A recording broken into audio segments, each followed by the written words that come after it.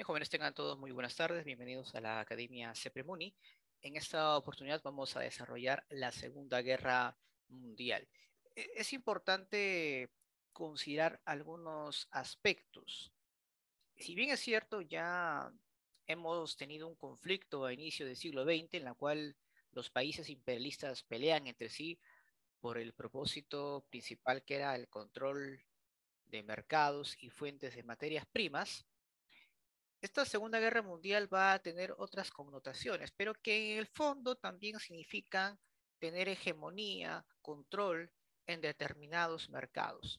Pero también van a haber algunos aspectos que van a conllevar a este conflicto, que claramente tiene que ver bastante que lo que estuvo ocurriendo entre 1929 y 1939, a la cual pues nosotros llamamos la Gran Depresión, ¿de acuerdo? De repente muchos de ustedes dirán, profesor, ¿y qué significado tiene esta crisis económica por la cual pues nos vimos inmersos en una guerra mundial? Bueno, en realidad pues tiene mucho que ver, ¿no? Y justamente eso lo vamos a ir analizando. Pero también vamos a ver algunos aspectos que también son de suma importancia, por el cual podríamos decir pues que forma parte pues de las causas de este gran conflicto, que tiene que ver con la influencia del socialismo de la Unión Soviética sobre Europa Occidental, ¿no? Eso también lo vamos hoy día a mencionar, eh, ¿de acuerdo? Muy bien. Entonces, vamos a ir de lleno, pues, a qué entendemos por la Segunda Guerra Mundial. Ya, vamos a ver acá de frente. Muy bien. Diríamos, pues, que fue un nuevo conflicto generado, pues, entre las potencias imperialistas, cuyo objetivo, pues, es alcanzar el predominio en los mercados mundiales, pero que también una de las razones por el cual se genera esta, esta guerra totalmente devastadora, porque porque dejó secuelas tremendas, ¿no? Más de 60 millones de muertos. También tiene que ver pues como una solución a la crisis económica que estaba viviendo el mundo y también para evitar la influencia del socialismo soviético, que son dos temas muy poco estudiados o al menos no muy difundidos, ¿no? Como causas originales de la Segunda Guerra Mundial. ¿Sí? Muy bien. Bueno, antes de analizar las causas, en la cual me voy a ir desplayando un poquito más, tenemos que tomar en cuenta cuáles son los antecedentes por la cual luego generó pues en esta gran confrontación. Una de ellas tiene que ver con, con la influencia que los Estados Unidos va a tener en la reconstrucción de Alemania. Recuerden que después de la Primera Guerra Mundial, Alemania estaba arruinada económicamente. Su aparato militar, su industria pesada, pues había sido debilitada y condicionada a los intereses de Francia e Inglaterra.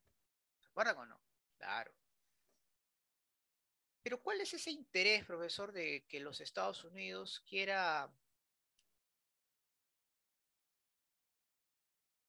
influenciar, quiera eh, reconstruir o apoyar en la reconstrucción de Alemania, en especial de la industria pesada? Pues claramente lo que estábamos viendo era que Estados Unidos quería utilizar a Alemania como una fuerza de choque contra la Unión Soviética.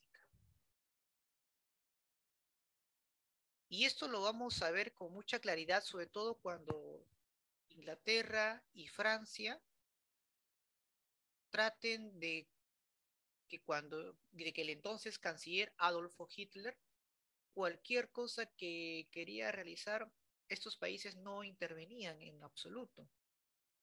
Es decir, la política de apaciguamiento de Inglaterra y Francia sobre Alemania, tanto cuando fue pues canciller Hitler como jefe supremo o líder del partido nazi, pues no van a, digamos, a tomar ciertas negativas, por así decirlo, frente a los intereses o frente a las pretensiones de Adolfo Hitler. en su política exterior. Ese es por un lado, ¿de acuerdo? Entonces, Estados Unidos también apoya económicamente a través de los planes TAPS y los planes Young, y por otra parte, Inglaterra y Francia no tenían, digamos, límites para poder obviamente negociar o aceptar en este caso las pretensiones del líder del partido nazi. ¿De acuerdo? Muy bien. Otra, otro antecedente previo pues, a la Gran Guerra o a la Segunda Guerra Mundial es sin duda pues la Guerra Civil Española que se dio entre 1936 y 1939. Fue pues para muchos un ensayo en el cual los fascistas, es decir, los falangistas españoles, dirigidos por Francisco Franco, apoyados por Hitler, claro está, porque es de tendencia fascista, toman el poder de España, derrotando pues a los republicanos, que estaban siendo también apoyados por los países de Inglaterra y Francia, ¿de acuerdo? Por otro lado, también estaban pues los socialistas que eran apoyados por la Unión Soviética, pero tanto republicanos como socialistas van a perder la guerra frente a los fascistas españoles, a la cual pues se les llamó los falangistas. Es más, en esa guerra civil española ponen en práctica su estrategia militar alemana, que era pues la guerra relámpago, el Blitzkrieg, que luego lo vamos a ver cuando eso lo realizan contra Polonia. Meses antes del inicio de la Segunda Guerra Mundial, tanto la Unión Soviética como Alemania firman un acuerdo, un tratado de no agresión. En este acuerdo, tanto la Unión Soviética como Alemania deciden repartirse Polonia. Claramente, pues, el líder de la Unión Soviética, Joseph Stalin, aprovecha pues este pacto para preparar la defensa ante una eventual, no eventual, ante una inminente invasión alemana, porque obviamente recuerden que la industrialización alemana, financiada por los Estados Unidos, era pues justamente para combatir a la Unión Soviética, ¿correcto? Bien. Ah, se me escucha bajo. A ver, por ahí, dígame si se me escucha bajo, corríjame si no. No, profesor. ¿Bajo o no bajo? A ver, dígame, ¿se escucha bien? ¿Bajo? Normal. ¿Normal? Ah, ya, no, felizmente estaba un poco preocupado. Pero bueno, igual esta clase la está grabado, ¿sí? Pero no hay ningún problema. Bueno, espero que no haya pues dificultades con alguno de ustedes por el tema del audio. Bueno, voy a entonces hacer un poquito la voz, a ver si se puede escuchar. A ver, vamos a ver un ratito acá. Listo, estoy ahí en el 100%.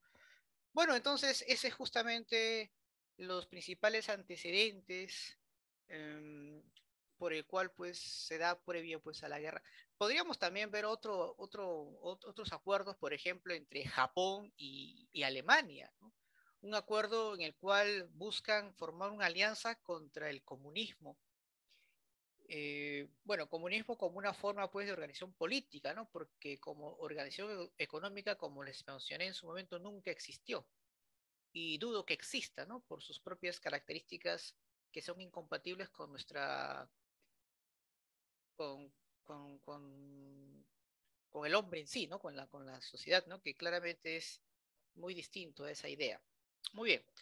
Entonces, este pacto se llamó pues el pacto anti-Comintern, que básicamente era un pacto contra los sindicatos, contra las importantes internacionales obreras que habían empezado pues a tener mucha importancia en, en la política europea.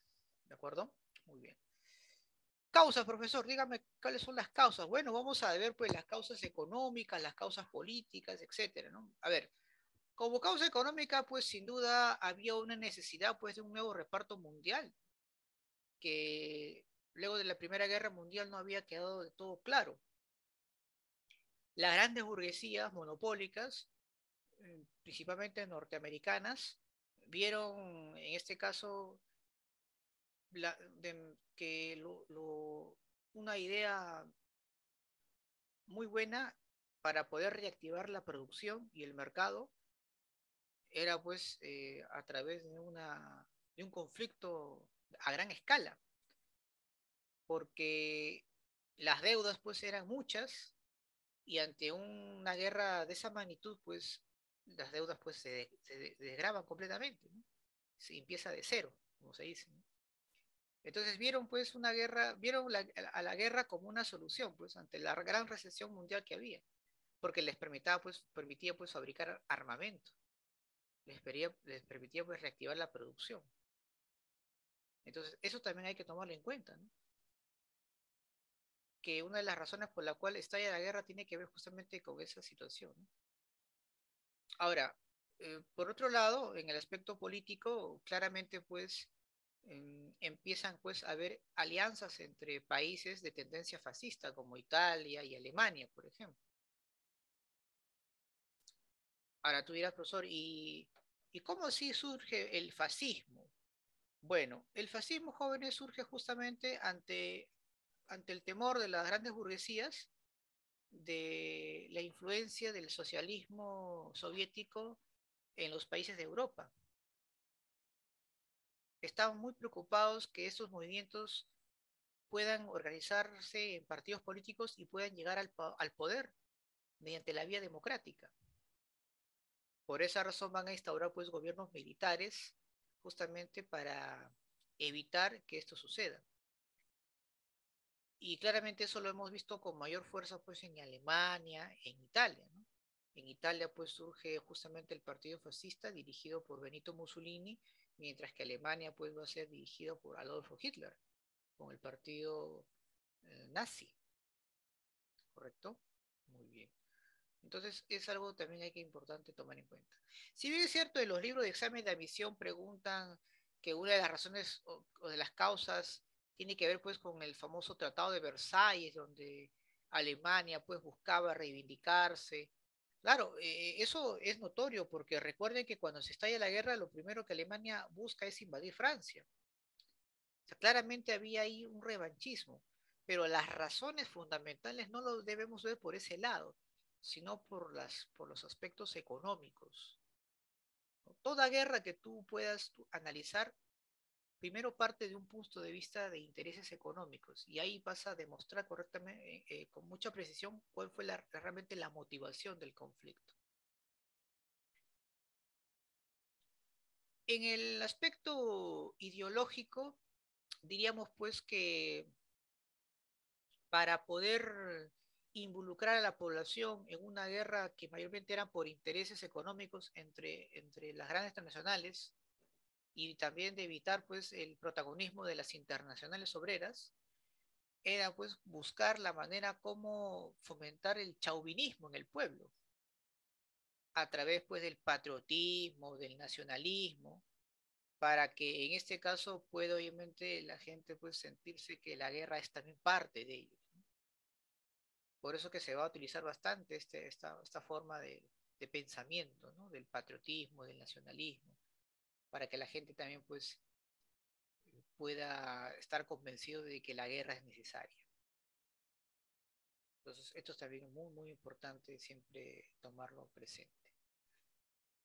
Y bueno, previo pues al inicio o al desarrollo de la guerra, empiezan a formarse los bloques, en la cual vamos a ver a dos principalmente, ¿no? Uno llamado el eje, que es entre Alemania, Japón e Italia, y los aliados, conformados por Francia, Inglaterra y Estados Unidos.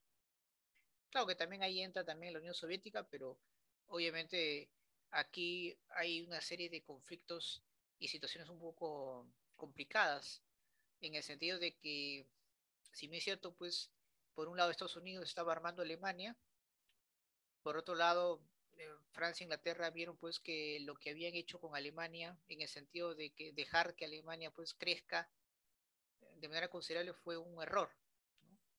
Porque Alemania, en vez de utilizar todo su armamento pesado sobre la Unión Soviética, primero pues las utilizó con sus rivales de la Primera Guerra Mundial, ¿no? Francia y luego Inglaterra.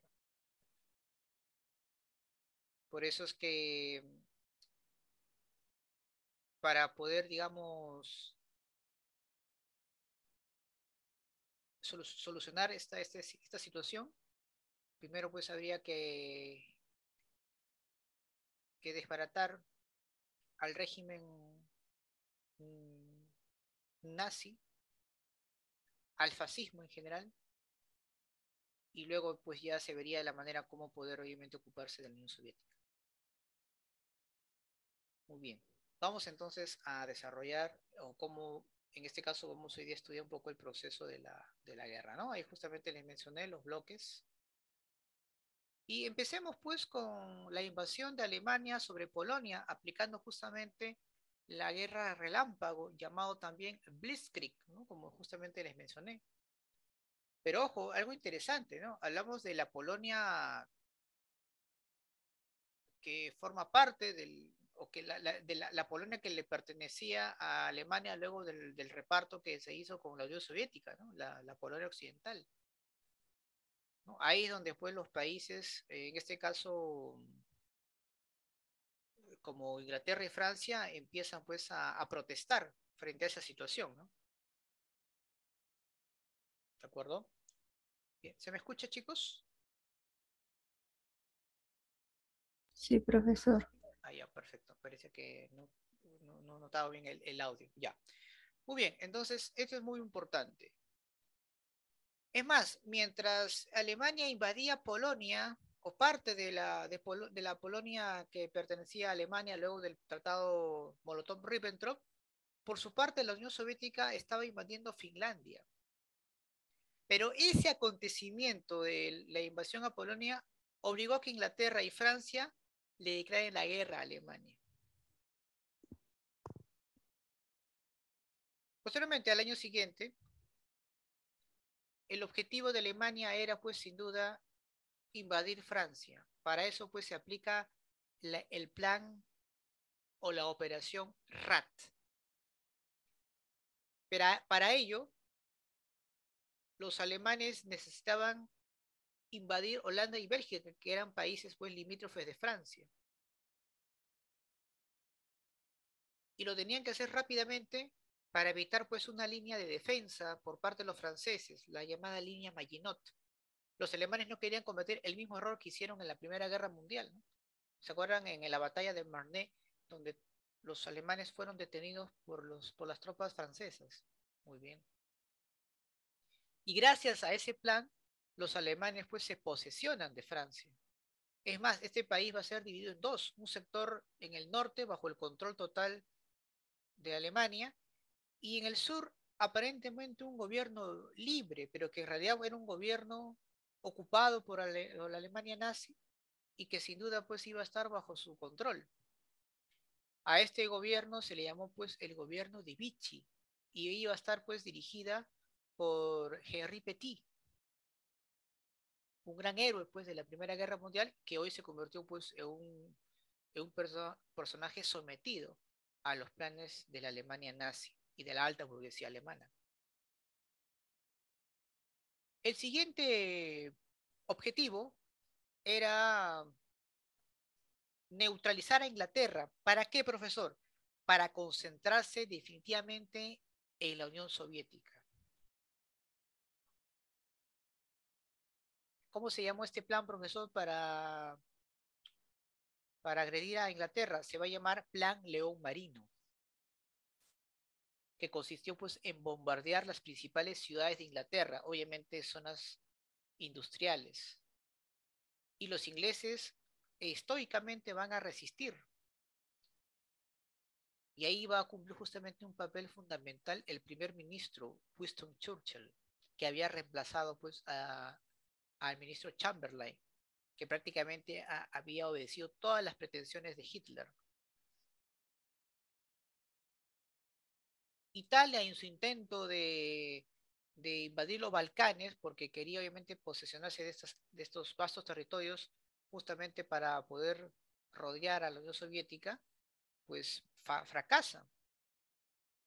La Alemania de Hitler va a tener que apoyar al ejército italiano para dicho propósito, porque era fundamental tomar los Balcanes.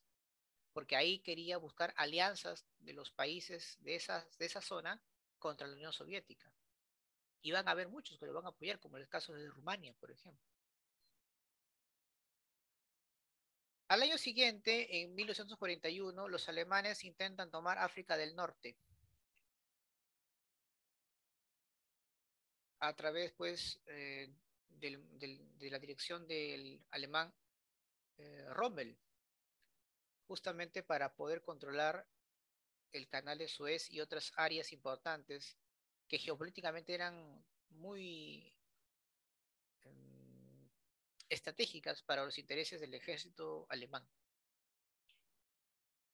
Luego de haber tomado Francia, de haber neutralizado Inglaterra, pues los alemanes se enfocan e inician la invasión a la Unión Soviética a través de la Operación Barbarroja. Alemania inicia el ataque contra la Unión Soviética y ahí Stalin declara una frase que resume realmente lo que fue la guerra, jóvenes. La gran guerra patria. ¿Y eso qué significa, profesor? Significa pues la lucha del socialismo contra el fascismo y el imperialismo. En ese mismo año, casi prácticamente finalizando el año, es decir, finalizando ese, ¿no? Claro, estamos hablando ya en diciembre, los japoneses bombardean una base militar en Hawái llamado Pearl Harbor. Es un ataque japonés a la base naval norteamericana en Hawái.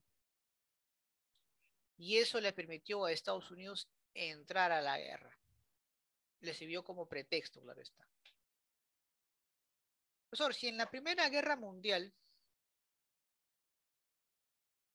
Estados Unidos ingresa porque obviamente quería tener una injerencia en el mercado europeo, además pues necesitaba asegurar sus negocios con la venta pues de armamento a la Triple Entente. En esta oportunidad,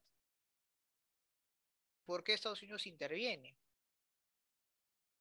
Porque lamentablemente para los intereses de los Estados Unidos, la situación o lo que había realizado en apoyar, en promover la industrialización de Alemania no había logrado los propósitos correspondientes. Alemania no había logrado invadir rápidamente a la Unión Soviética.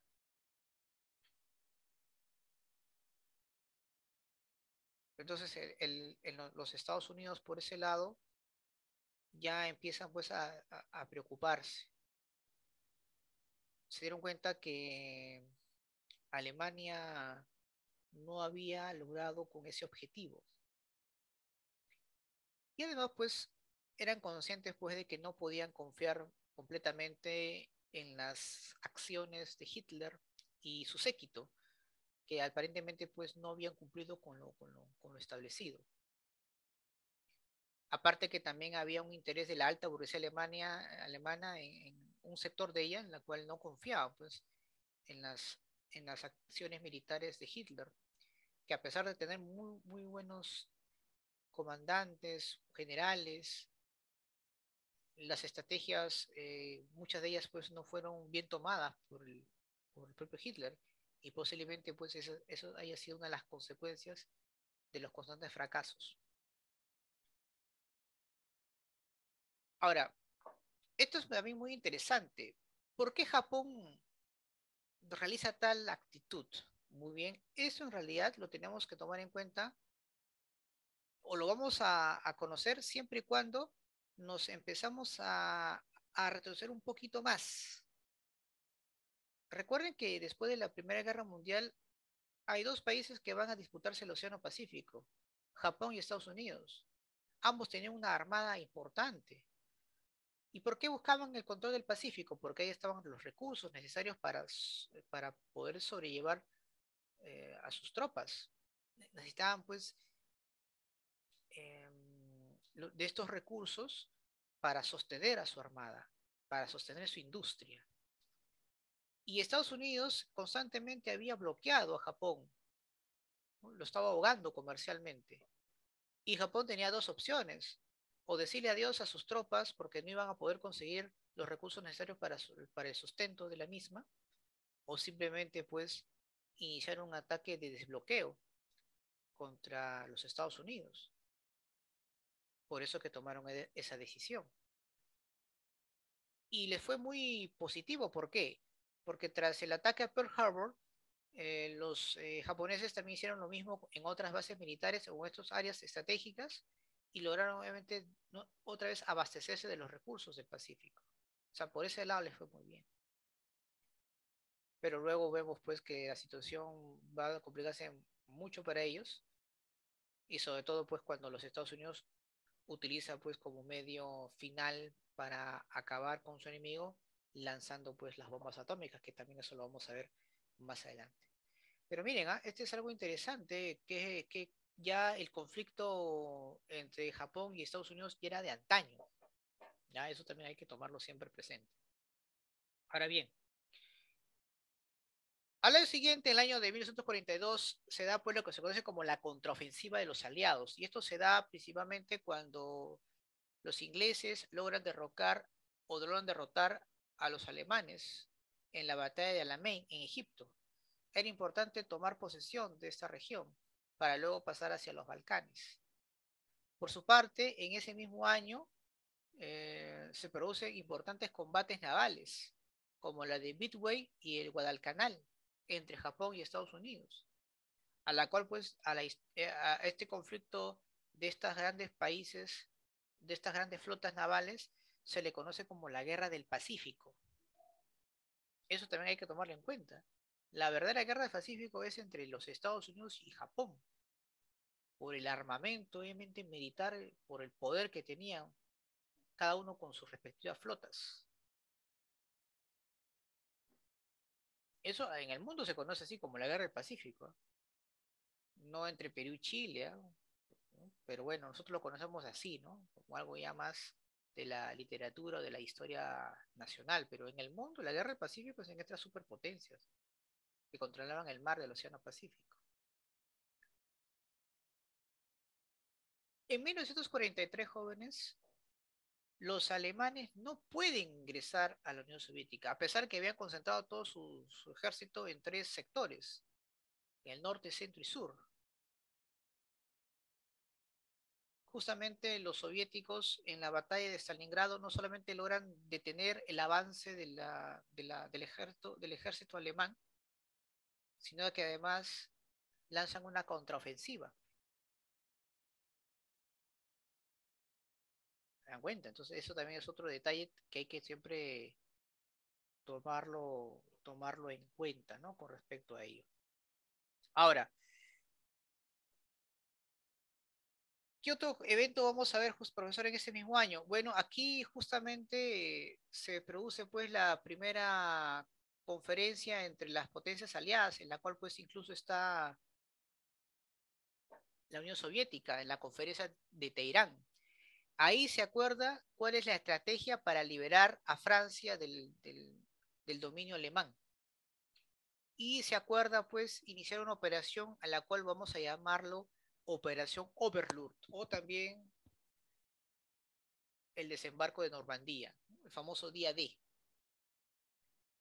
Al año siguiente, jóvenes, Italia es liberada.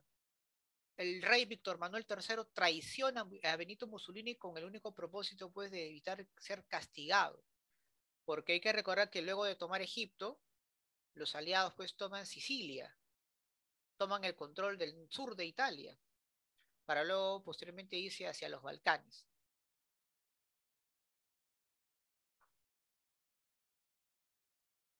Y en ese mismo año se inicia pues esta operación, ¿no?, de liberación a Francia. Los Estados Unidos estaban contra la carrera, jóvenes. ¿Por qué? Porque luego de la batalla de Stalingrado los soviéticos estaban avanzando hacia Berlín. Por lo tanto, Estados Unidos también tenía que hacer lo mismo por el lado occidental. Era cuestión de tiempo quién llegase primero a la capital de Alemania.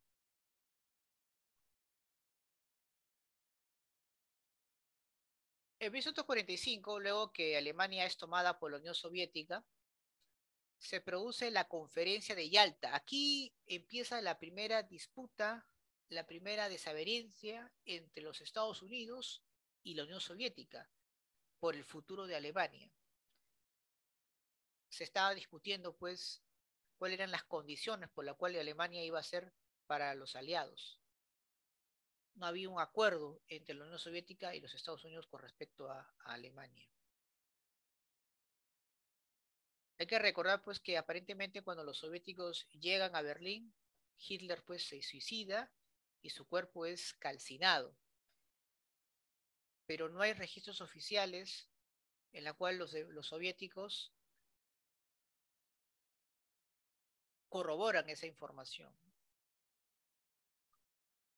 Posiblemente si los Estados Unidos hubieran llegado antes, ellos hubieran hecho todo lo posible para que se crea, pues, que Hitler había muerto. Luego vamos a ver una nueva conferencia, pero esta vez ya no con el presidente Roosevelt, que había muerto justamente víctima de su enfermedad. Aquí pues se va a discutir los términos de la rendición de Japón. Ahora bien, los soviéticos, luego de haber tomado Berlín, su siguiente objetivo era Japón. Los norteamericanos se dieron cuenta que eso no era conveniente, porque los Estados Unidos necesitaban tener a Japón bajo su dominio, bajo su control. Por lo tanto, había que buscar la manera para evitar que los soviéticos invadan ese país. Y el presidente Harry Truman, con la asesoría de su personal, decide lanzar las bombas atómicas en Hiroshima y en Nagasaki. Como consecuencia de ello, Japón se rinde de manera inmediata. ¿Cuál va a ser el pretexto de los Estados Unidos de lanzar las bombas? De que ellos consideraban, pues, que era necesario para poder acabar con la guerra y evitar más muertes. Pero en el fondo, la verdadera razón era para evitar que la Unión Soviética invada Japón. De esa manera, pues, lanzando estas bombas, de hecho, la Unión Soviética iba a tener que pensarlo dos veces antes de tomar dicha decisión. Esa fue la razón principal por la cual se lanzaron las bombas atómicas, de hacer todo lo posible para que desista la Unión Soviética de invadir Japón como manera persuasiva.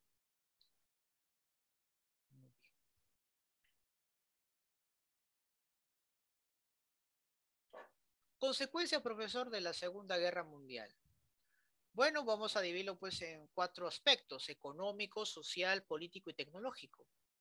Por ejemplo, en el aspecto económico, Japón y Europa completamente destruidas producto de la guerra. Estados Unidos se consolida pues como la primera economía del mundo. En el aspecto social, más de 60 millones de muertos, 100 millones de heridos, muchos países pues diezmados, con millones de personas fallecidas, como es el caso de la Unión Soviética y China, que también fueron afectados tremendamente. Y acá pues se produce lo que se conoce como el Holocausto judío. Más de 6 millones de muertos, en la mayoría pues en los campos de concentración. Pero hay que tomar en cuenta pues que los judíos no fueron las únicas víctimas, ¿no? También habían otros sectores que hay que tomar siempre en cuenta.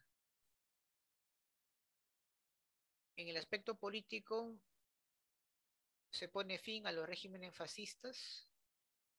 Alemania es dividida entre los Estados Unidos, Francia, Inglaterra y la Unión Soviética. Se crea la Organización de las Naciones Unidas, la ONU, pero más que para evitar futuros conflictos, para afianzar su poder los países vencedores de la guerra. Y aquí pues se produce lo que conocemos, y eso lo vamos a ver la próxima semana con mucho detenimiento, la Guerra Fría. ¿no? Se inicia la Guerra Fría entre la Unión Soviética y los Estados Unidos. Justamente aquí también se hace una serie de juicios, principalmente por el Servicio de Inteligencia de Israel, llamada la Mossad, donde se producen pues los famosos juicios de Nuremberg contra los crímenes del nazismo. Pero en realidad fueron juicios muy parcializados. ¿Por qué? Porque así como los nazis cometieron atrocidades, los japoneses hicieron lo mismo con los chinos. Los soviéticos, en este caso Stalin, también hizo con sus correligionarios, con su población y también con otros países. Y obviamente no fueron muy justos, porque solamente persiguieron a los nazis, pero en esta guerra hubo también otros personajes que lograron cometer atrocidades contra la población. En el aspecto tecnológico se da inicio pues a la era atómica, prácticamente empieza a surgir la tercera revolución industrial, la era atómica, la era de la información. Hay un gran desarrollo tecnológico militar, se crean portaaviones, radares, lanzacohetes, etcétera. Empieza pues a haber un cambio significativo en cuanto a la composición del armamentismo militar contemporáneo. Muy bien. ¿Preguntas, dudas, chicos, hasta aquí sobre el tema de hoy? ¿Alguna inquietud que quieran ustedes hacer? ¿Todo claro?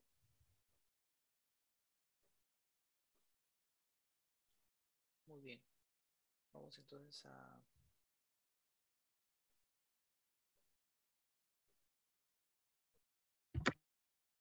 ver, vamos a una pregunta, a ver.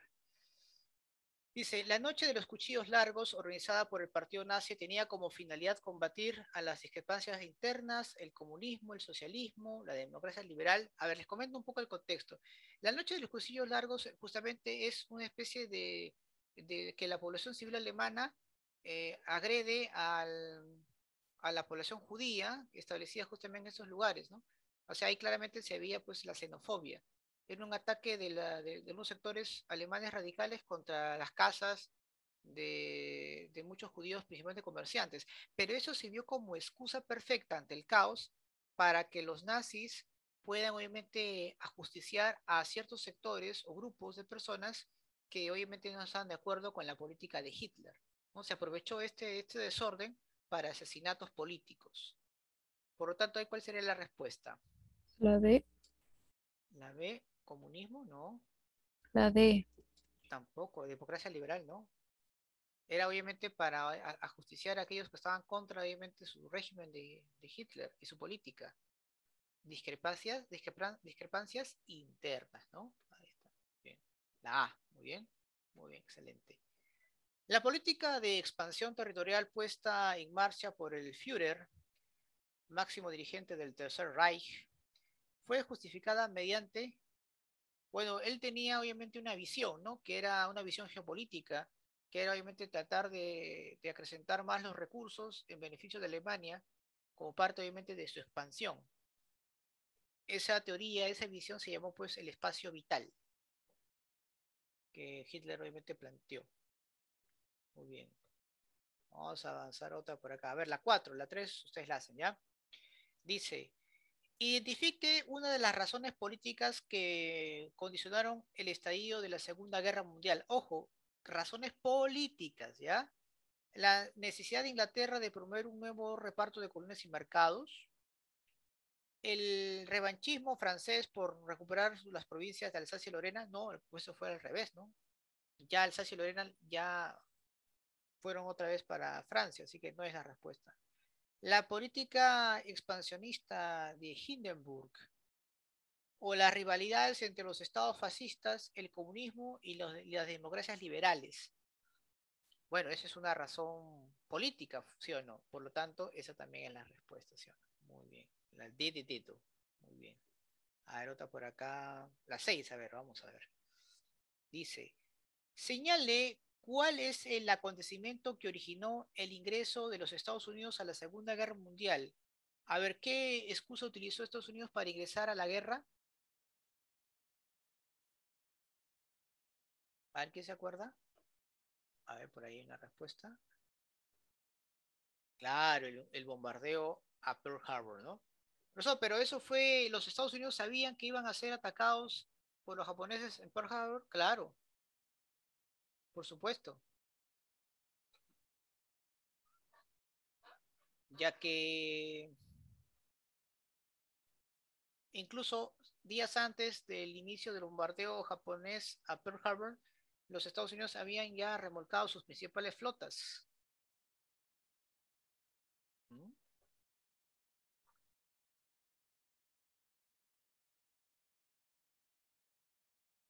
Así que los Estados Unidos obviamente sabían. Es más, se demostró pues que los primeros en atacar fueron los norteamericanos. O sea, que sí que ellos ya conocían obviamente que iban a ser invadidos, ¿no?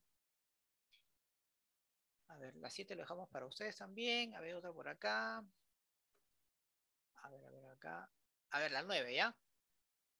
Una de las consecuencias políticas en Europa al final de la Segunda Guerra Mundial, ¿cuál fue? A ver, una de las consecuencias políticas, ¿ah? El tratado, firma del Tratado de Versalles, no, eso fue la Primera Guerra Mundial. El inicio de la descolonización, el surgimiento de la era atómica, no, eso no es político, ¿no? La reorganización de las fronteras territoriales tampoco, ¿no? Bueno, como consecuencia política es que muchas de las colonias que pertenecían a los países como Inglaterra y Francia empezaron a liberarse, debido pues que estos países poderosos de Europa empezaron a tener un decaimiento y ya no podían sostener más a sus colonias debido pues al desgaste de la guerra, ¿no? Por lo tanto, esto es lo que vamos hoy día a ver, ¿no? La próxima semana justamente vamos a ver también eso, ¿no? Muy bien, la B de bueno. Ya, a ver acá. Un ratito, vi que se me fue creo la... Un ratito, a ver, estoy... Ya, continuamos, a ver. Vamos a ver, continuamos.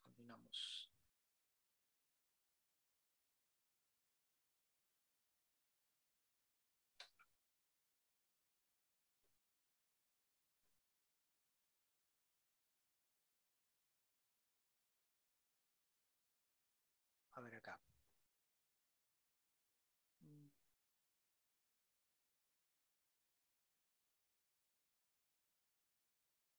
Ya, vamos a ver la 12 y la 11 ustedes lo hacen, ¿ya? A ver, dice, durante la Guerra Civil Española, acontecimiento militar o bélico desarrollado entre 1936 y 1939, se enfrentaron ¿quiénes? La D. Sol Democracia y Nacionalismo. Recuerden, mayormente entre republicanos y los fascistas españoles, pero a los fascistas españoles, ¿cómo les llamaban? ¿Se acuerdan? Falangistas. Falangistas, entonces la D de dedo, ¿no? Muy bien, excelente. Perfecto, muy bien. La D de dedo, perdón. Y la número 13, a ver, dice, diversas posturas geopolíticas e ideológicas se reestructuraron durante la Segunda Guerra Mundial. Por ejemplo, en la confrontación de los países del eje contra los aliados. En este último bloque destacó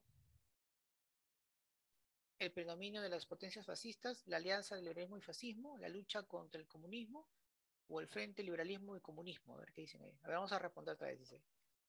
Diversas posturas geopolíticas e ideológicas se reestructuraron durante la Segunda Guerra Mundial. Por ejemplo, en la confrontación de los países del eje contra los aliados. Bueno, los ejes eran fascistas, los aliados supuestamente pues eran entre los comunistas y liberales, ¿no?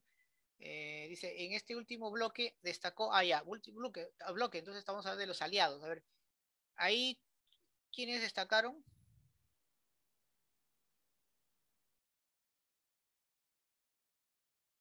El frente al liberalismo con el comunismo frente al fascismo, ¿no? La letra D de dedo.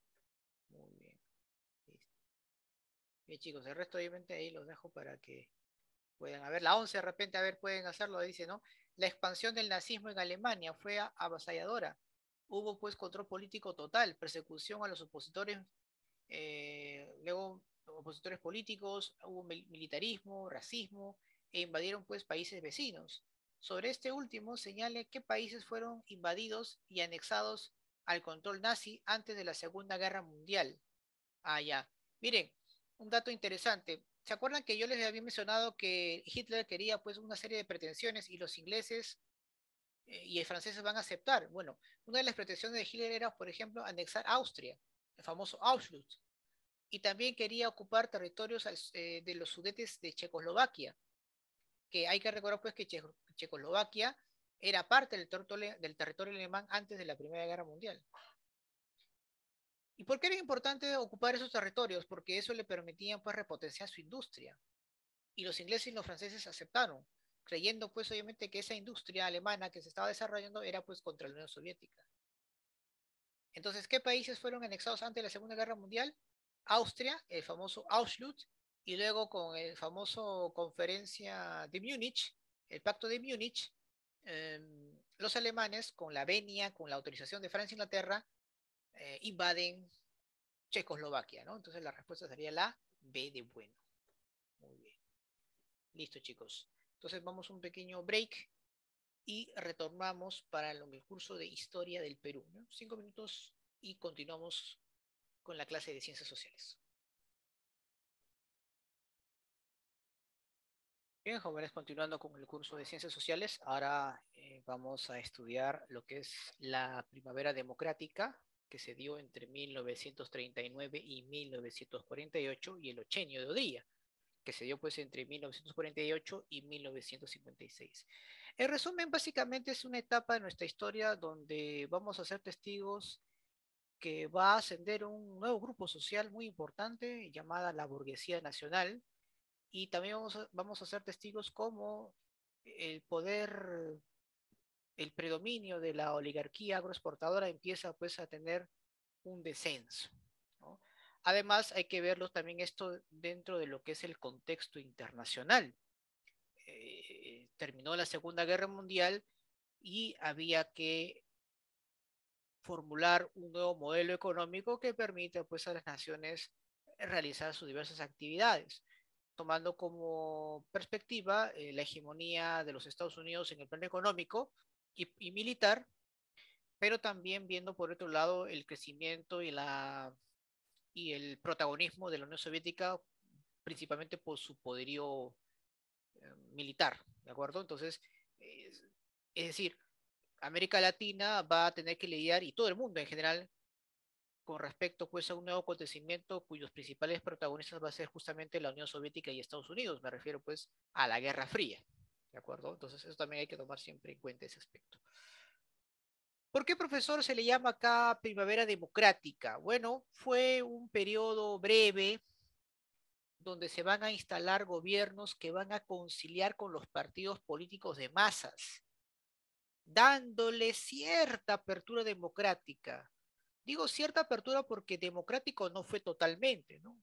Eran gobiernos que van a realizar ciertas acciones de acuerdo a ciertas conveniencias, ¿no? A los grupos de poder que van a ir favoreciendo.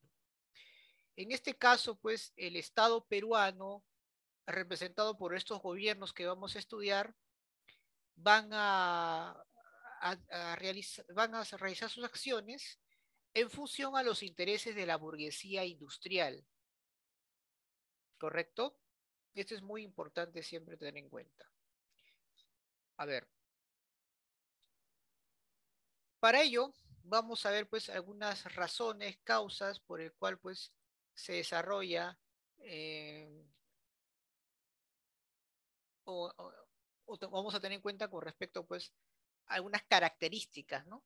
de la primavera democrática. Por ejemplo, en el aspecto político, claramente vemos gobiernos dirigidos por líderes importantes, civiles, todos ellos. Hablamos de Prado Garteche, Bustamante y Rivero, hombres que de hecho pues tenían una larga experiencia política. Prado Garteche pues venía de una familia que ya su padre había sido presidente del Perú, ¿no? ¿Se acuerdan? María Ignacio Prado, que había huido en plena guerra con Chile. Por su parte, Bustamante y Rivero había seguido una importante carrera, había sido pues abogado y jurista, estuvo presente cuando Sánchez Cerro juramentó como presidente del Perú, etcétera. Y bueno, estos gobiernos van a tratar, sobre todo de Pedro Garteche, de tener cierta tolerancia con los partidos políticos. Y obviamente van a ser gobiernos contrarios a la oligarquía agroexportadora. en especial la de Bustamante Rivero, por el cual pues va a ser depuesto luego, debido a que no cumplía con las expectativas de este grupo de poder que estaba controlando en ese momento. En el aspecto económico va a haber un incremento en nuestras exportaciones, principalmente de materias primas, durante el desarrollo de la Segunda Guerra Mundial, pero una vez que acabó, vamos a tener pues una fuerte recesión económica, debido pues a los cambios estructurales económicos que se estaban dando luego de la Segunda Guerra Mundial. Se quiso establecer cierta industrialización nacional, pero en algunas áreas específicas, y durante la Segunda Guerra Mundial los gobiernos empezaron a tener un mayor control de los precios, pero obviamente en, pero favoreciendo en este caso principalmente a los países que importaban nuestros recursos. Hablamos principalmente de los minerales, cuyo justamente el principal comprador era los Estados Unidos. En el aspecto social, claramente vemos una pugna entre la burguesía industrial que busca afianzarse en el poder y la vieja oligarquía agroexportadora que no desea, pues, no desea perder esos privilegios, ¿no? Como sociedad que estaba obviamente en la cúspide. Por las mismas estructuras económicas internas, locales, por el centralismo, va a empezar pues a haber las primeras grandes migraciones del campo a la ciudad, por el cual pues Lima y las principales ciudades empiezan a crecer de manera vertiginosa y desordenada, producto obviamente de las migraciones. En el contexto internacional, claramente vemos pues que esto se da pues dentro del desarrollo de esta guerra mundial, de la Segunda Guerra Mundial, que claramente pues va a apoyar a los aliados. Van a obviamente alinearse de acuerdo a los intereses de los Estados Unidos, de Inglaterra y Francia. Y luego del conflicto, claramente pues se va a tener que ajustar durante el desarrollo de la Guerra Fría entre la Unión Soviética y los Estados Unidos. ¿De acuerdo? Muy bien. Eso es lo que vamos hoy día a estudiar rápidamente. Vamos a analizar primero al gobierno de Manuel Prado Ugarteche, que si bien es cierto, era, provenía pues de las grandes familias aristocráticas, su gobierno va a ser dirigido en función pues a los intereses de la burguesía industrial. Por ejemplo, una de sus principales medidas es que va a fomentar, ¿no?, la industria siderúrgica y crear el Banco Industrial para justamente favorecer a los empresarios nacionales. E incluso él establece pues el salario mínimo, ¿no?, que antes no existía. Ahora, una de las medidas que él tomó justamente para favorecer los intereses de los Estados Unidos es aplicar lo que se conoce como el Tratado de Préstamos y Arriendos, donde el Perú pues se comprometía a favorecer a los Estados Unidos de la siguiente manera. Por ejemplo, la estabilización de los precios de las materias primas, ¿no? ¿Se acuerdan? El control de precios. Es decir, que, no que mientras que Estados Unidos le compraba, no elevase los precios de estas materias primas. También va a deportar a muchos japoneses residentes en el Perú a petición de los Estados Unidos, ya que recuerden pues que Japón estaba en guerra con ese país, ¿no? Y también pues va a otorgar permiso para instalar una base militar en Talara. Actualmente hay muchas bases militares norteamericanas, no solamente en el Perú, sino también en otras áreas de América Latina, ¿sí? Muy bien. Y se produce acá un conflicto con Ecuador, ¿no? Al final, pues, este conflicto termina con el famoso tratado o con la firma, pues, del protocolo de Río de Janeiro, cuyos principales garantes justamente va a ser la Argentina, Chile, Estados Unidos y el Brasil. Pero, como sabemos, pues, más adelante, este tratado o esta firma, donde aparentemente sellamos la paz con Ecuador, no va a ser completamente no va a ser completamente respetada, ¿no? Más adelante Ecuador va a insistir nuevamente en pretender ciertos territorios que pertenecen al Perú. En ese tiempo era importante llevarse con todos los partidos que no eran pues de tendencia fascista. Por eso que el APRA evitó pues hacer algún tipo de desmanes o desorden, justamente para no ser catalogado pues un partido violento de tendencia fascista. Muchos de los partidos de tendencia comunista también van a ser admitidos, ¿no? Debido pues que en ese momento la Unión Soviética pues formaba parte de esa alianza, ¿no? Con los Estados Unidos y el resto de los países de Europa Occidental. Muy bien. O sea, había un carácter en común, ¿no? Que era luchar pues contra el fascismo. Muy bien. Ahora, otro aspecto importante que hay que tomar siempre presente era sin duda pues eh, lo ocurrido con Bustamante y Rivero, ¿no?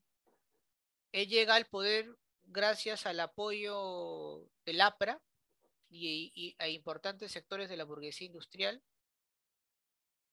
Su partido, el Fredema, es el que obtiene pues los votos necesarios para poder ser presidente del Perú. Y su gobierno pues coincide con el término de la Segunda Guerra Mundial, por lo cual pues disminuyen nuestras exportaciones. Uy, entonces empezamos, profesor, ¿a qué? Empezamos pues obviamente a tener un declive, pérdida de muchas divisas, recesión económica, claro. En 1947, Bustamante y Rivero realiza una acción política interesante, que luego va a seguir, que luego va a ser seguida por otros países. El gobierno de Bustamante y Rivero promulga la tesis de las 200 millas marítimas, jóvenes. Obviamente, esta acción del presidente Bustamante y Rivero iba a perjudicar a las grandes industrias dedicadas a la pesca y a la exportación y venta de la pesca, como es el caso de Estados Unidos. Por eso que ese país se opone drásticamente a esa tesis e incluso obliga al Perú a que se retracte o iba pues a aplicar la enmienda Kupche, en el cual consistía pues obviamente en dejar de apoyar económicamente al Perú. Pero a otros países les gustó mucho la idea y la aplican en sus determinados territorios, como es el caso de Ecuador, Chile, Argentina, México, etcétera. Ellos se adhieren a esa tesis. Estos países, repito, se adhieren a esa tesis promulgada por Bustamante Rivero, ¿no? La famosa tesis de las 200 millas marítimas. Lamentablemente para nuestro amigo Bustamante Rivero, los problemas con el Parlamento, que mayormente pues estaba compuesto por apristas, eh, prácticamente no permitían que su gobierno pueda desarrollarse completamente. Hubo mucha obstrucción en el Parlamento.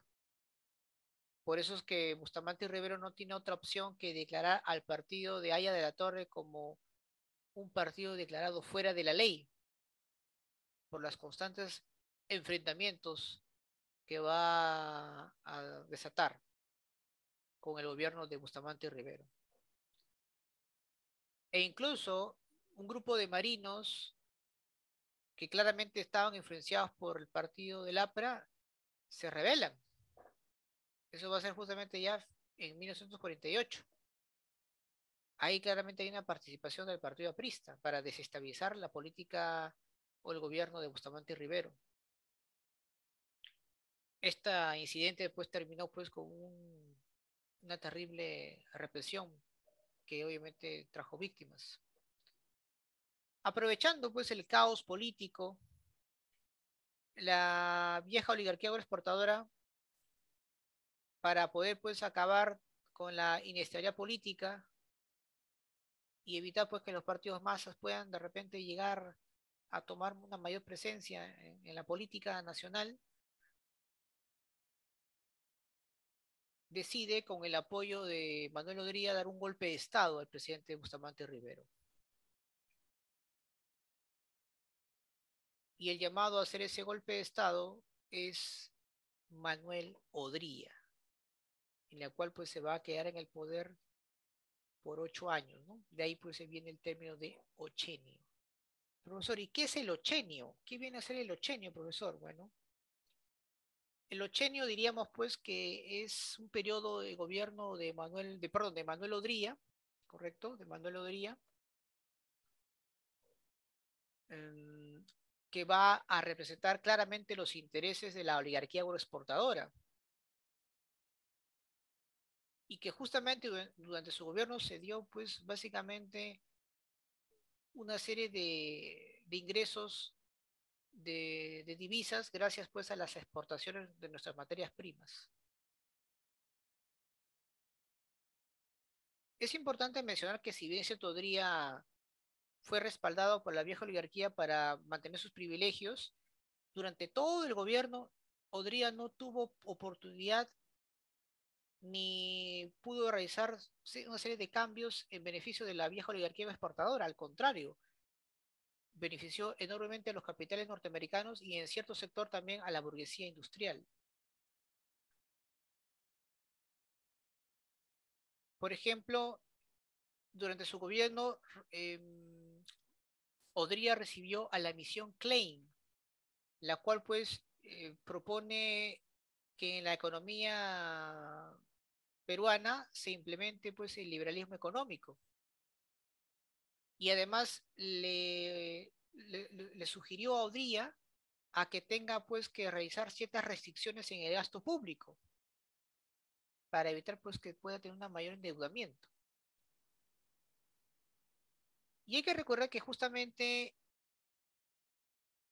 durante el desarrollo de su gobierno se da pues lo que conocemos como la Guerra de Corea y eso le permitió al Perú incrementar sus exportaciones gracias a este conflicto.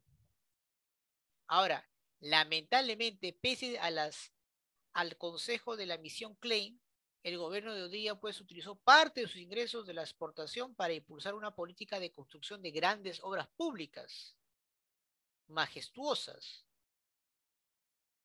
Lo que buscaba claramente pues Odía era ganarse la popularidad. Por ejemplo, entre sus grandes obras está pues el Estadio Nacional, que prácticamente lo reconstruyó todo obviamente de cemento, las grandes unidades escolares, el Hospital del Empleado, el Hospital Naval y Militar. Y también pues mandó construir un gran edificio aquí en el parque universitario, ¿no? Que en su momento fue el Ministerio de Educación, un tremendo edificio, gigantesco. Entre sus medidas populistas, por ejemplo, era otorgarle el voto femenino a la mujer en las elecciones presidenciales y también pues implementar el seguro social obligatorio para los trabajadores. Como parte pues de la migración del campo a la ciudad, se incrementa pues las barriadas en Lima, ¿no? Estas barriadas van a crecer cada vez más durante el periodo o durante el gobierno de Manuel Odría. Profesor, ¿qué es la ley de la seguridad interior? Bueno, el objetivo justamente era neutralizar pues a la oposición, a los partidos políticos, para poder controlar mejor a estos partidos, como es el caso del APRA, por ejemplo. Es más, ¿no? Víctor Raúl estuvo perseguido durante el gobierno de Odría, tuvo que exiliarse en la Embajada de Colombia por más de 5 años. Y también una de las medidas que vamos a recordar de su gobierno es que él funda el CAEM, el Centro de Altos Estudios Militares, cuyo objetivo principal pues era sin duda tratar de tener un panorama o una visión más clara de la situación interna y externa del país. ¿De acuerdo? Eso obviamente es el gobierno pues de Manuel, de Manuel Odría. Muy bien, chicos. ¿Alguna pregunta, alguna inquietud hasta aquí sobre el tema de hoy?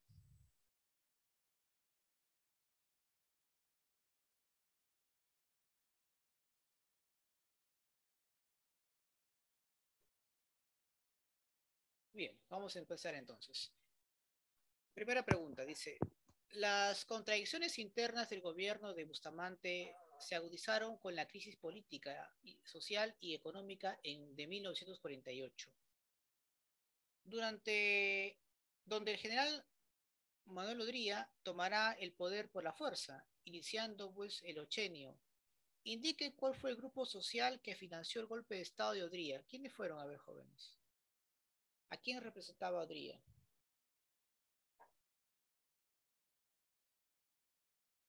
¿A la burguesía, al pueblo o a la oligarquía? ¿Qué dicen ustedes?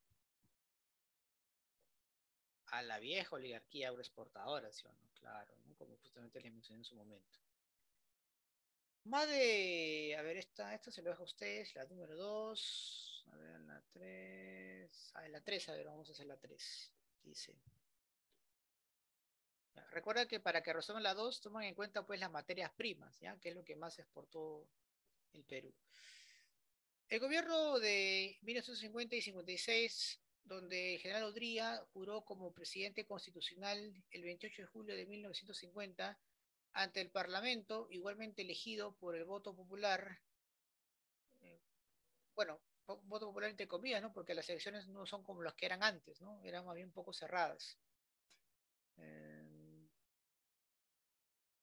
Mantuvo vigente en lo político la ley de seguridad interior. ¿Cuál fue el objetivo de la ley de seguridad interior? ¿Se acuerdan, chicos?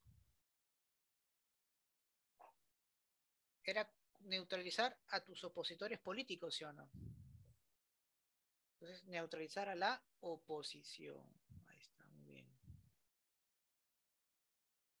Correcto, número 4. A ver, la 6 dice. No fue una de las recomendaciones de la misión Klein que le hizo a Odría. A ver, ¿cuál no fue una de las recomendaciones? ¿A reducir los impuestos a las empresas de los Estados Unidos? Obviamente que no.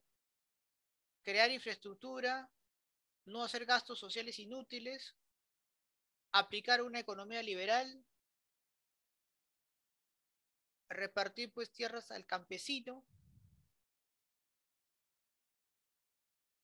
No, en este caso reducir los impuestos a las, claro, obviamente eso le iba a ayudar pues a Estados Unidos, a esas empresas, ¿no? Pero en un momento pues propuso a Odría que las tierras se repartan a los campesinos, porque estas tierras pertenecían pues a los gamonales, a los sendados, a la oligarquía, ¿no? Por lo tanto, la respuesta es la E, ¿ya? La E. A ver, continuamos de la 7, la hacen ustedes. A ver, la 8. El gobierno de 1956, no, se está repitiendo, disculpe, ¿no? Vamos acá, otro acá, a ver, aquí, ya está, de la 9, a ver, vamos a hacer acá. Varios de nuestros gobernantes se han caracterizado por relacionar sus gobiernos con frases que los identifiquen. En el caso de Odría, una de las frases más utilizadas fue tierra y libertad, 1 millón de empleos, bueno, eso es de Belaunde, pan con libertad o hechos y no palabras. ¿Qué dicen? ¿Cuál creen que haya sido pues el lema de Odría?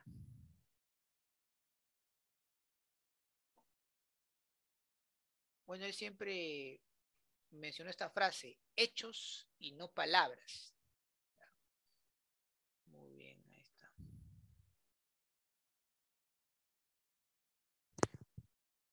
¿Cuáles de las ¿Cuáles son las principales medidas populistas promovidas durante el régimen de Manuel Odría? La ley de seguridad interior y la 200 millas, bueno, 200 millas es de Bustamante Rivero, ¿no? La ley de salario mínimo, ese es de Pedro Garteche. Y el protocolo de Río de Janeiro fue durante el cambio de gobierno de Pedro Garteche. El seguro social obligatorio y el voto femenino, claro, ¿no? Esa es una medida populista, ¿no? La letra C. Ahí la 11 la son ustedes. La 12 también. La 13, a ver, vamos a ver con la 13. Dice, los siguientes datos históricos, juriconsulto y político peruano, nació en 1894, elegido presidente de la República para el periodo 1945-1951. Fue depuesto en 1948 por el general Odría. Durante su mandato se dio el decreto el 1 de agosto de 1947, que establece las 200 millas del mar territorial peruano. ¿Quién fue el presidente? ¿Quién se acuerda? A ver. Bustamante y Rivero, ¿no? No te vas a olvidar. A ver, la 12 vamos a resolver, a ver. Perdón, disculpen. La 12, a ver. Dice. Pero no está completo acá. No sé qué ha pasado acá. Ahora sí. Dice. Indique cuáles son las siguientes obras o medidas que estableció Odría durante su dictadura. Creación del CAIM es cierto. Construcción del Estado Nacional también es cierto. Construcción de las grandes unidades escolares también es cierto. Entonces, ¿cuál sería la respuesta? 1, 2 y 3. La E. La E, ¿no? Claro que sí, ¿no? Muy bien. Excelente. Perfecto. ¿Preguntas, dudas, chicos, hasta aquí sobre el tema de hoy? ¿Alguna inquietud? ¿Todo claro? Bien, bien. Perfecto. Bien, jóvenes, terminando esta sesión, vamos hoy día a terminar con el curso de economía. En esta oportunidad vamos a hablar sobre el sistema tributario, ¿no? Aquí lo que vamos hoy día a conocer esta tarde, explicar cómo se estructura el sistema tributario nacional. Tenemos que incluso conocer pues cuáles son los órganos recaudadores, ¿no?, que tiene nuestro país, y tenemos que comprender, ¿no?, su importancia, ¿no?, y las clases de tributos que existen o que están obviamente están bajo el régimen, ¿no?, en este caso, o la que contempla nuestro país. Entonces, definamos rápidamente lo que es para nosotros el sistema tributario. Bueno, diríamos pues que el sistema tributario peruano es un conjunto de instituciones, de normas e incluso personas que permiten pues que la planificación, su recaudación y administración de los tributos tengan como finalidad financiar las actividades económicas que realiza el Estado peruano. Claro. Entonces, estos tributos permiten pues que el Estado pueda cumplir con sus obligaciones. Ahora, hay que tomar en cuenta lo siguiente. El sistema tributario tiene tres elementos fundamentales: las normas tributarias, la administración tributaria y la política tributaria. Profesor, cuando usted habla de la administración tributaria, ¿a qué se está refiriendo?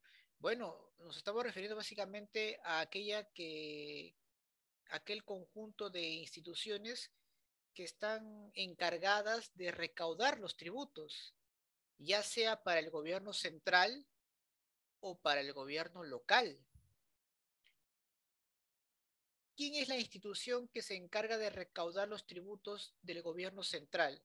La SUNAT, la Superintendencia Nacional de Aduanas y Administración Tributaria. Es un organismo especializado que depende del Ministerio de Economía y Finanzas y claramente pues asume pues una serie de funciones y facultades para obviamente que de hecho pues por ley le corresponden para poder obviamente recaudar los tributos de los ciudadanos y también de las empresas. El gobierno local, a través de las municipalidades, administran adecuadamente los impuestos, las contribuciones, tasas, licencias, etcétera. Ellos tienen sus propios órganos recaudadores. Por ejemplo, Lima Metropolitana cuenta pues con dos importantes órganos recaudadores. Una de ellas es el Servicio de Administración Tributaria de Lima, llamada SAT, y tenemos a la empresa municipal administradora del peaje, EMAPE. que claramente han hecho hace tiempo una especie de licitación para que sean empresas privadas las que controlen y cumplan con dicha función hasta un determinado tiempo para que luego esto vuelva al poder de las municipalidades. Profesor, ¿y las normas tributarias? Las normas tributarias son un conjunto de disposiciones legales a través pues, de las cuales se va a regular la aplicación de las medidas de carácter tributario. Entre ellas, pues, tenemos al Código Tributario, la ley del impuesto a la renta, por ejemplo. Justamente en el Código Tributario, jóvenes, constituye pues el eje fundamental del sistema tributario nacional, ya que obviamente con sus normas van a poder aplicarse a los distintos tributos a nivel nacional. ¿Y qué es la política tributaria, profesor? Bueno, también es un conjunto, ¿no?, de medidas que son aplicadas para orientar y dirigir el sistema tributario y que la recaudación pues, sea óptima. Esta política tributaria está diseñada por el propio Ministerio de Economía y Finanzas.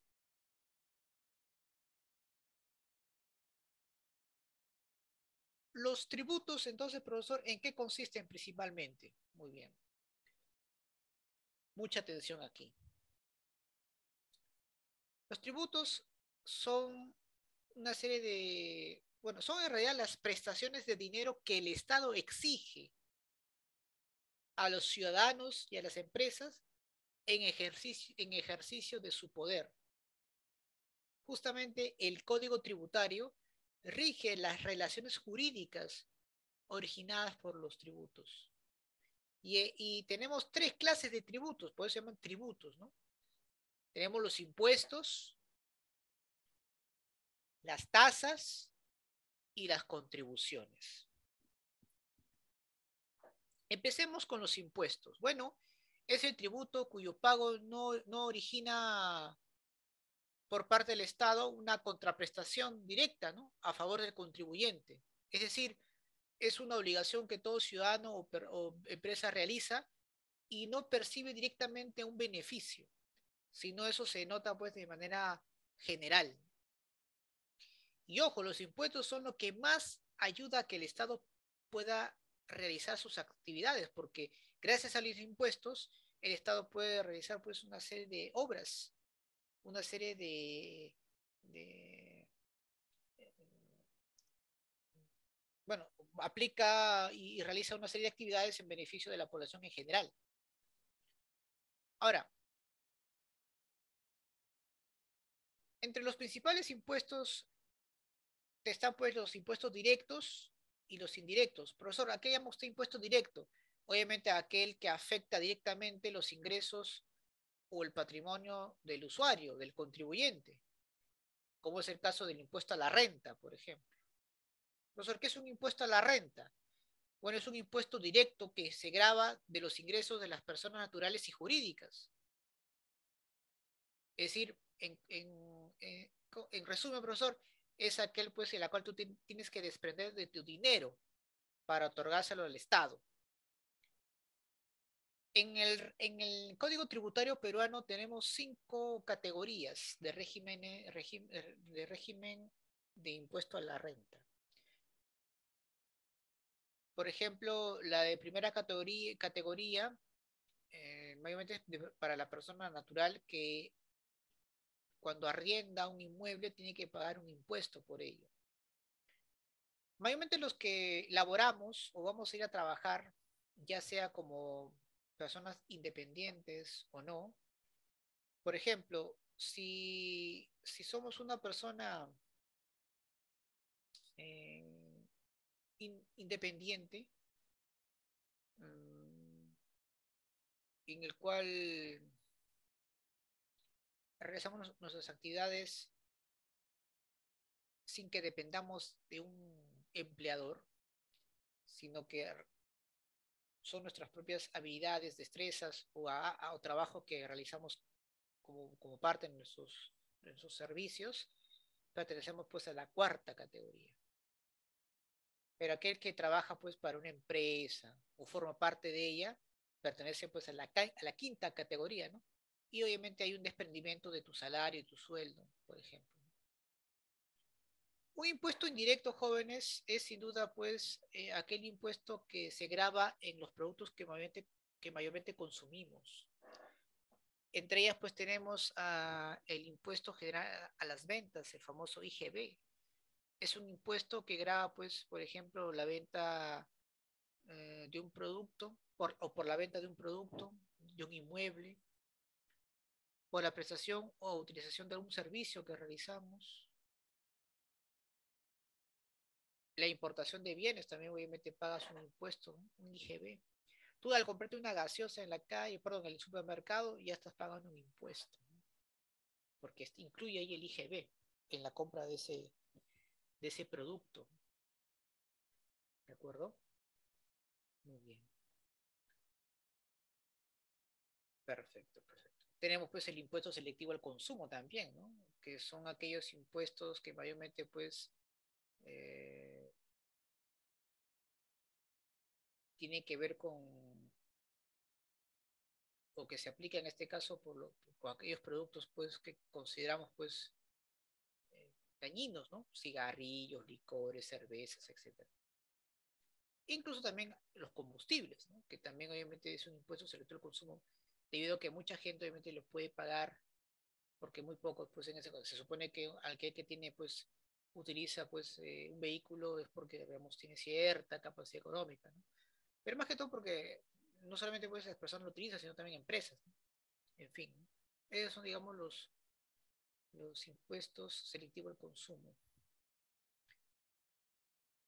Tenemos también pues el impuesto a la importación, que son los aranceles, el impuesto único simplificado o régimen único simplificado, el impuesto de rodaje, impuesto a la promoción municipal, etcétera, ¿no? Pero todos ellos pues son impuestos indirectos. Profesor, ¿y qué vienen a ser las tasas? Bueno, las tasas es el tributo que se paga por o como consecuencia pues de la prestación efectiva de un servicio público individualizado, es decir, hacia una persona en particular. Entre las principales tasas, pues tenemos los arbitrios, los derechos, las licencias, ¿no? Un arbitrio, por ejemplo, son los pagos que uno realiza por el mantenimiento o la prestación de sus servicios públicos, ¿no? Limpieza de la calle, eh, el pago, por ejemplo, al que recoge la basura, etcétera. Un derecho, pues son pagos por la prestación de un servicio, más que todo de administrativo público, ¿no? Aquel que quiere aprovechar pues un bien público tiene que pagar un derecho. Por ejemplo, quiero ingresar a la Universidad Estatal de San Marcos, pues tienes que pagar un derecho, ¿no? Porque tienes que pagar por ese servicio que están haciendo, que es tomarte una prueba de examen de admisión. Las licencias, por su lado, jóvenes, son los pagos por la obtención de alguna autorización de una autoridad municipal, local, para la realización pues, de ciertas actividades, ¿no? Para provecho particular, que claramente pues tienen que estar sujetas a una constante control de fiscalización, obviamente. Y por último tenemos a las contribuciones. Son pues tributos cuyo propósito es generar pues beneficios derivados de la realización de obras públicas, ¿no? De actividades estatales o incluso beneficios directos para el contribuyente a futuro. Entonces, entre las principales contribuciones, por ejemplo, tenemos la contribución a Senati, a Salud y a la ONP, por ejemplo. Esas son, digamos, las contribuciones. ¿De acuerdo? Entonces, importantísimo siempre tener en cuenta. Entonces, en resumen, profesor, el gobierno central, ahora, mucho dirán, profesor, ¿y todo eso que se recauda, hacia dónde está distribuido? Bueno, el gobierno central, por ejemplo, recauda o viene al gobierno central todo lo recaudado del impuesto a la renta. El impuesto general a la venta, el impuesto selectivo al consumo, a las aportaciones al Seguro Social y de Salud, las aportaciones a la Oficina Nacional de Pensiones, la ONP, etcétera, ¿no? En cambio, el gobierno local o municipal mayormente recauda pues del impuesto predial, del impuesto a la alcabala, etcétera, ¿no? Al patrimonio vehicular inclusive también, ¿de acuerdo? Entonces, importante pues ver el tema pues sin duda de lo que es la contribución, ¿ya? Entonces, tres cosas que no te debes olvidar, ¿no?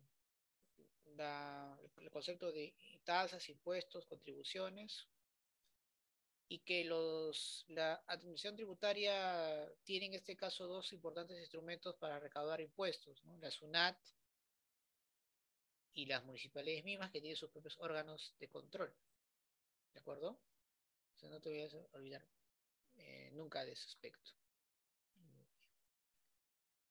Bien, chicos, ¿alguna pregunta, de repente alguna duda hasta aquí sobre el tema de hoy, sobre los tributos? Muy bien, vamos a desarrollar pues, algunas preguntitas. Primera pregunta, dice, al conjunto de instituciones, normas y principios que se encargan de la obtención de tributos para el Estado, ¿cómo se le conoce?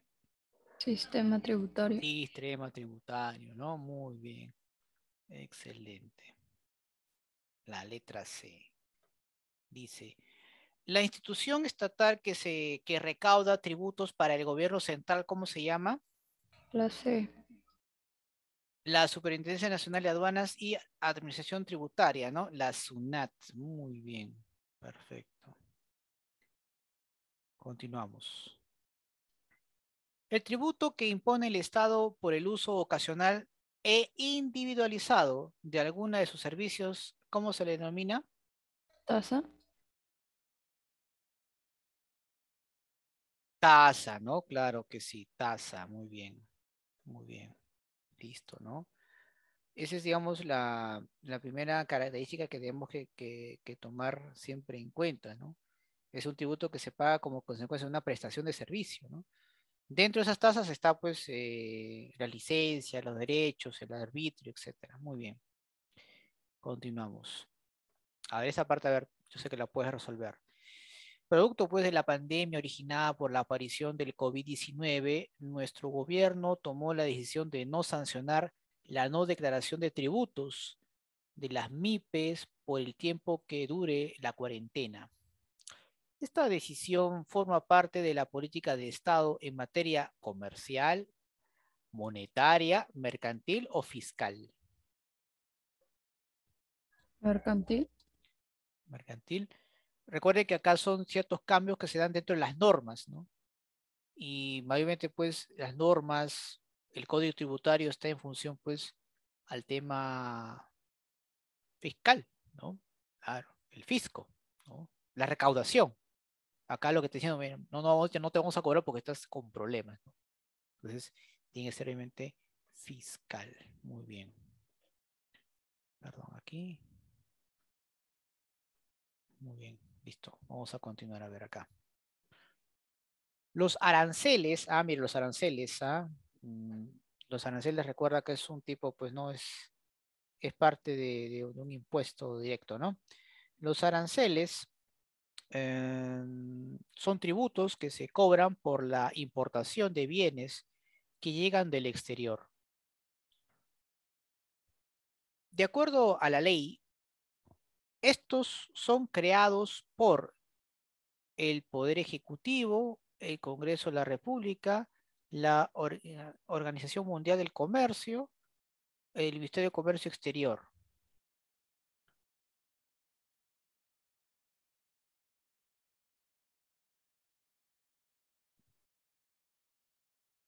A ver, ¿quién dice ahí? Yo, profesor, participo.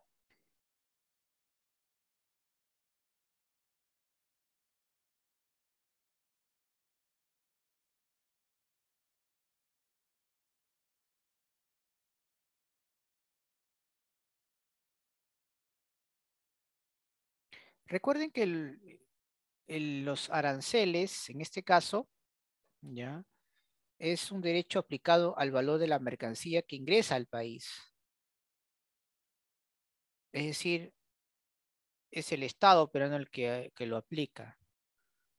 Y en este caso, cuando hablamos de impuestos, ¿quién se encarga? La SUNAT, ¿sí o no? La SUNAT y las aduanas. ¿Y de quién depende la SUNAT? Del Ministerio de Economía y Finanzas. ¿Y el Ministerio de Economía y Finanzas de quién depende? Del Poder Ejecutivo, ¿sí o no? Claro, muy bien. Listo. Los índices de evasión fiscal son altos en nuestro país.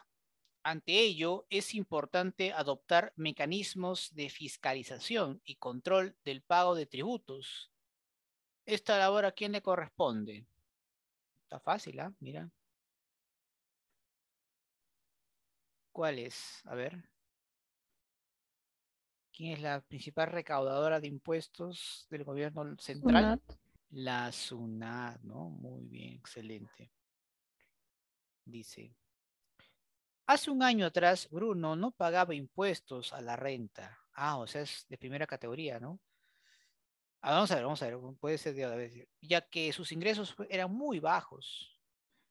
Hoy que cuenta con un mejor empleo y sus ingresos superan la base imponible para la afectación, es decir, que puede, obviamente, se le puede retener una parte de su sueldo porque gana muy bien, debe pagar este tributo. Con esto podemos afirmar que este impuesto es regresivo, indirecto, es directo. A ver, ¿qué dicen ustedes? ¿Se acuerdan que había dos tipos de impuestos, ¿no? Directo e indirecto, ¿no? En este caso, como le está afectando directamente a su bolsillo, ¿es un impuesto directo o indirecto? Directo. Un impuesto directo, ¿no? Un impuesto directo, ¿no? Correcto. Muy bien, Jean-Pierre, muy bien, señorita, perfecto. Entonces, la respuesta es la D de dedo. Muy bien, ahí está. Correcto, correcto. Muy bien, continuamos. De acuerdo a la SUNAT, en abril de 2020, los ingresos tributarios del gobierno central ascendieron a más de 7.761 millones de soles, cifra que representó pues una caída del 41,2% en términos reales respecto al 2019. Esto implica en nuestro sistema tributario una caída de la presión tributaria, un incremento de la recaudación tributaria, la reducción de la base imponible o la caída de la evasión tributaria. A ver, ¿qué dices tú? A ver. O sea que sí, pues que en el 2020 hubo menos recaudación, ¿no? Que en el 2019.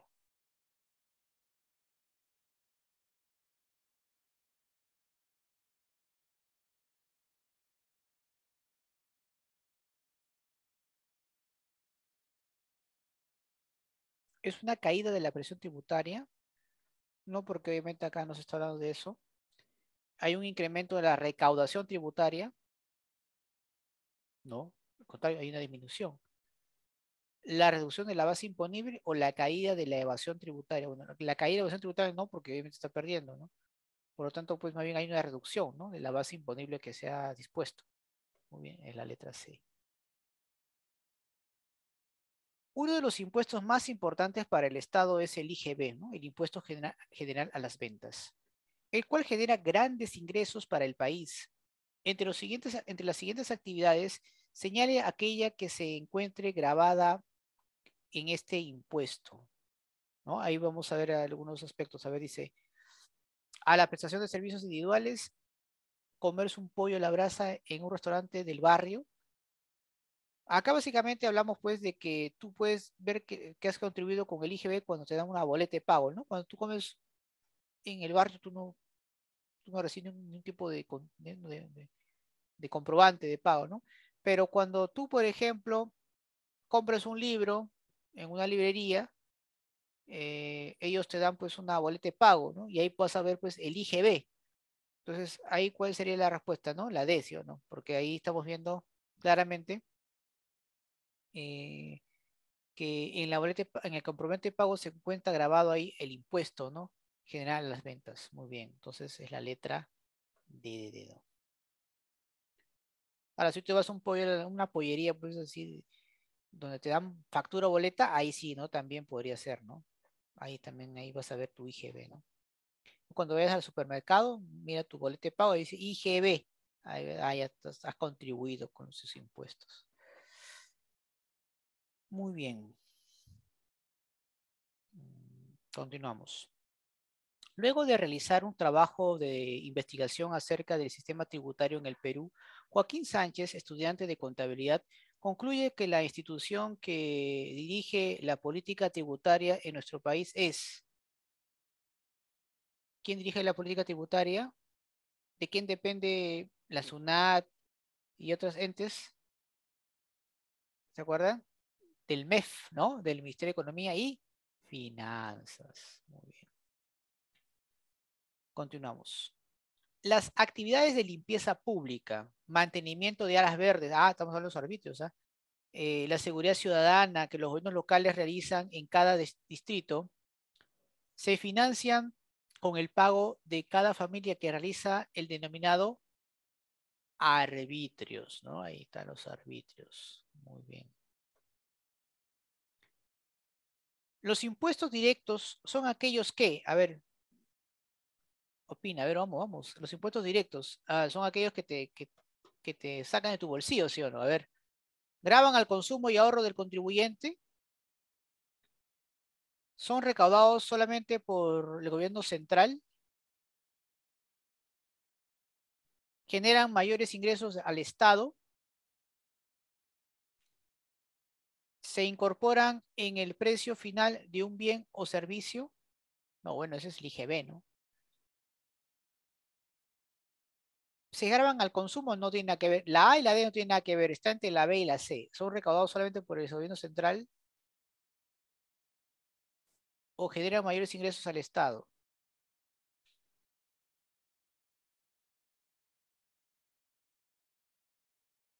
Dicen, a ver La ustedes. C. ¿Generan mayores ingresos al Estado? Claro, de hecho, pues el impuesto mm, le genera una importante contribución al Estado, es cierto, es cierto. Eh, Me dicen que se graban, significa que te cobran. Y obviamente el consumo, no, en este caso es el indirecto, ¿no? Porque ahí te graban, cada vez que tú consumes algo, ahí te graban el impuesto IGB. Pero ese es un pago, impuesto indirecto. Cuando te afecta directamente al bolsillo, es un pago directo, ¿no? Por eso me quedé con estas dos alternativas, ¿no? O sea, el impuesto en sí es el que le genera obviamente mayores ingresos, pero el impuesto en sí. Y recuerda pues que dentro del impuesto tenemos, ¿qué tenemos? A ver, tenemos pues el impuesto general a las ventas, impuesto general impuesto a la renta, impuesto de selectivo consumo, etcétera. Son varias. Pero más bien, cuando nos dicen pues que son recaudados solamente por el gobierno central, eso es correcto. Porque el impuesto a la renta, el impuesto general a la venta, las aportaciones al Seguro Social y a la ONP y algunas tasas de prestaciones de servicios públicas claramente son únicamente recaudadas por el gobierno central a través de la SUNAT y otras instituciones que dependen directamente de ella. Por lo tanto, pues la respuesta sería la letra B, ¿no? La letra B. En la C no está muy clara porque cuando hablamos de impuestos, hablamos pues de varios tipos de impuestos, ¿no? Entonces, por esa razón. Vamos a ver acá. 13. Como bien se indicó en la clase, el impuesto general a las ventas, IGB, grava las ventas de los bienes o servicios prestados al interior del país. Actualmente, el monto que se cobra por este impuesto, ¿cuánto es? A ver, yo sé que tú lo sabes.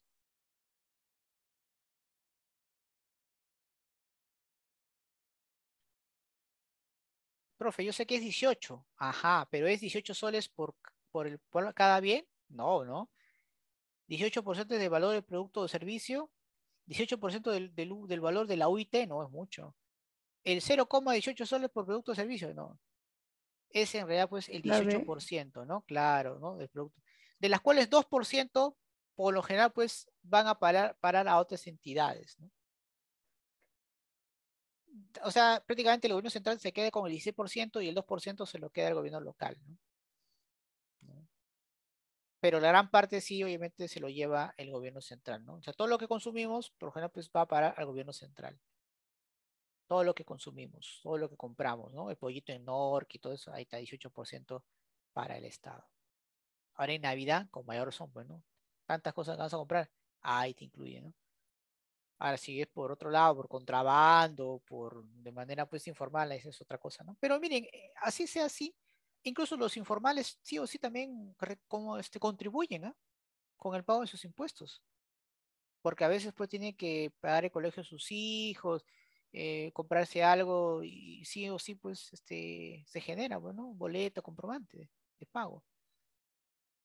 Cuando se enferma su hijito, tiene que ir a la farmacia, no va a ir pues al curandero, no va a ir a comprar medicamento en la calle, ¿no? El que tiene conciencia tiene que ir a la farmacia o botica, ya está pagando su impuesto, ¿no? Claro, claro, claro. Muy bien, muy bien. Bien, chicos. Hasta aquí pues el curso de hoy. Ha sido pues un placer con ustedes estar aquí esta semana. Que tengan un lindo fin de semana. Mañana no se olviden por favor su simulacro. Igual la clase está grabada, se está subiendo al canal de YouTube, así que ahí también tienen los materiales para desarrollarlo. Y cualquier duda, cualquier pregunta, ya saben, pues estamos ahí para servirle, ¿ya? Cuídense entonces, nos vemos. Buen fin de semana. Hasta Ya, el profesor, próximo cuídese. sábado. Igualmente, cuídense. Un fuerte Cuídese, abrazo a profesor. todos. Muchas Cuídense. gracias. A ustedes. Gracias, nos vemos. Cuídense.